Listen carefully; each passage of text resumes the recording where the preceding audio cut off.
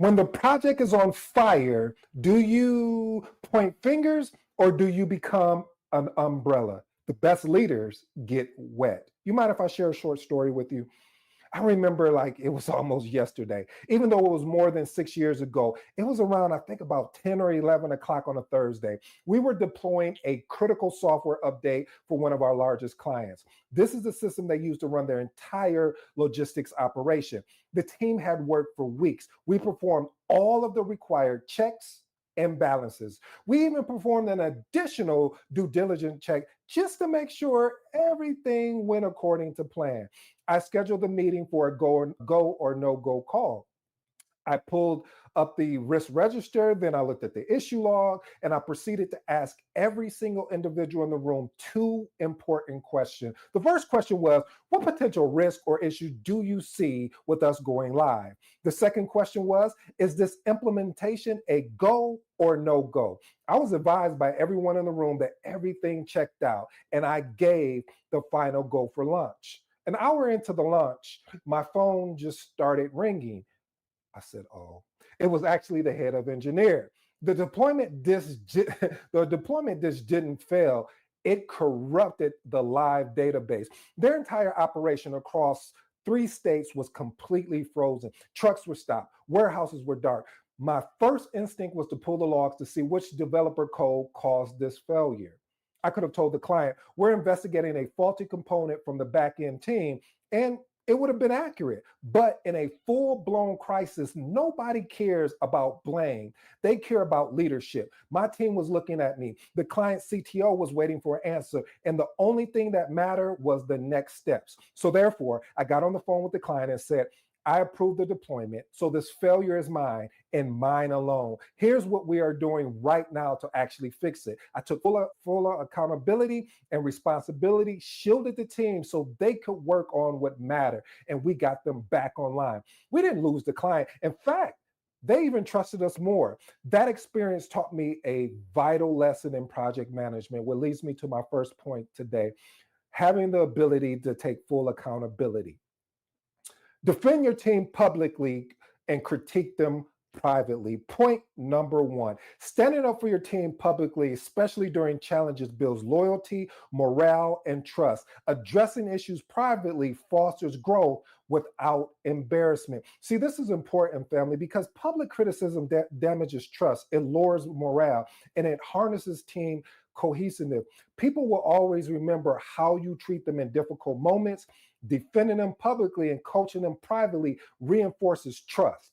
Respect are 2 essential currencies of leadership. Experiment with these actionable tips. Always publicly acknowledge your team's effort, success, and collective accountability. Provide constructive, specific feedback, accountability privately, clearly and compassionately. And the last and final one, create a safe, confidential environment for candid conversations around what did not go well. Point number 2, institute open office hours. Regularly dedicate times when your team and stakeholders can freely engage with your strengths, communications, transparency, and relationships. This is important because being regularly accessible builds your reputation, and being approachable and supportive directly enhances the respect and trust you command. Experiment with these actionable tips.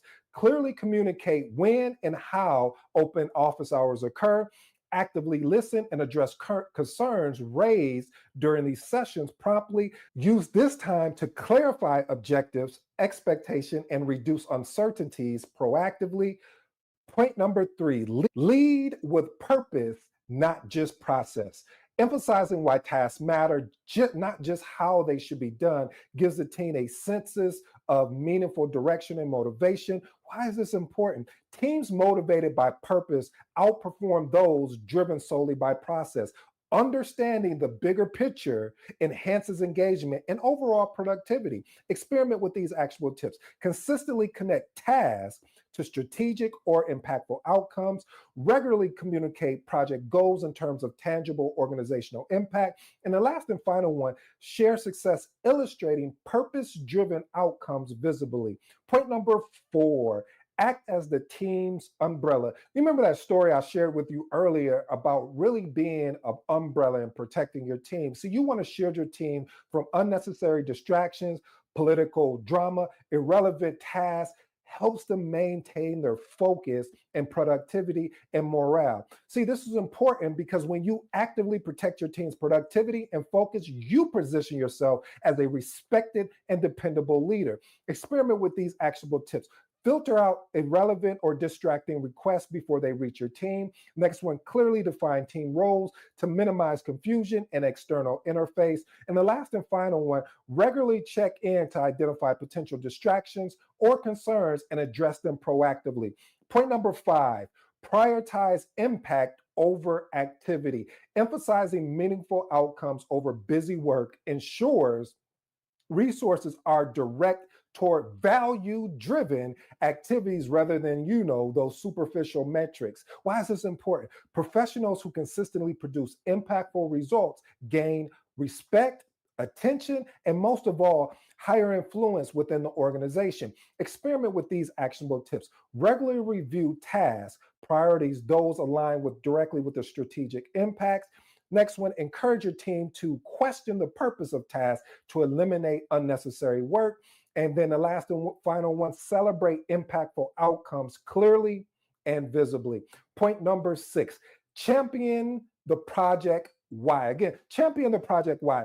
Continually to remind stakeholders and teams about the project's core purpose aligns with energy and enthusiasm with the ultimate objective. This is important because when stakeholders see you are unwavering champion for purpose, they take you and your projects far more seriously. Experiment with these actionable tips. Start meetings off by briefly reaffirming project purpose as well as the vision. Regularly tie project milestones directly to a broader organizational benefit. And the last and final one, visibly align communications, presentations, and most of all, updates around the project's why. Point number 7, the ultimate accountability. As a project manager, adopting full ownership of outcomes, including setbacks, and demonstrating authentic leadership builds a deep credibility. Why is this important? True leadership, and I do mean true leadership, really arises from consistently owning results, whether they're good or bad, and being open and transparent about it. Experiment with these actionable tips. Immediately acknowledge setbacks, being transparent by addressing, finding solutions, and not just so caught up on the causes. The next one, clearly articulate how future issues will be prevented. And the last and final one, encourage a culture where accountability is respected as well as rewarded. Point number 8, be that central hub. Okay, be the central hub. See, when you position yourself as a trusted source for clear, timely, and accurate information, it ensures stakeholders and teams remain aligned and confident in your leadership style. Why is this important? This is important because your stakeholders rely on you as a central source of truth. Your professional credibility strengthens significantly. Experiment with these actionable tips. Establish a regular cadence for proactive communication and status update.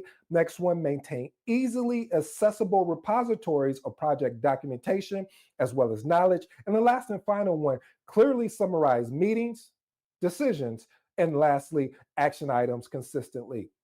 Well, listen, family, I want you to remember something here. True leadership isn't measured in good times, but in how you handle the challenging times.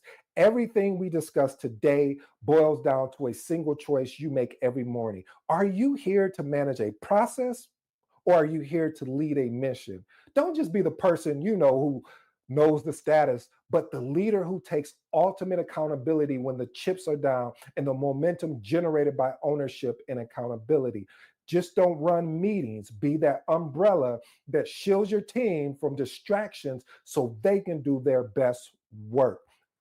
Last and finally, in today's episode, my goal was to ensure that your title makes you a manager, but your actions make you a leader. The authority that matters isn't given, it is earned. Well, family, I appreciate it if you stayed this long. I go by the name of ED. For all you smart and intelligent folks out there, hey, that just simply means Ed. Until next time.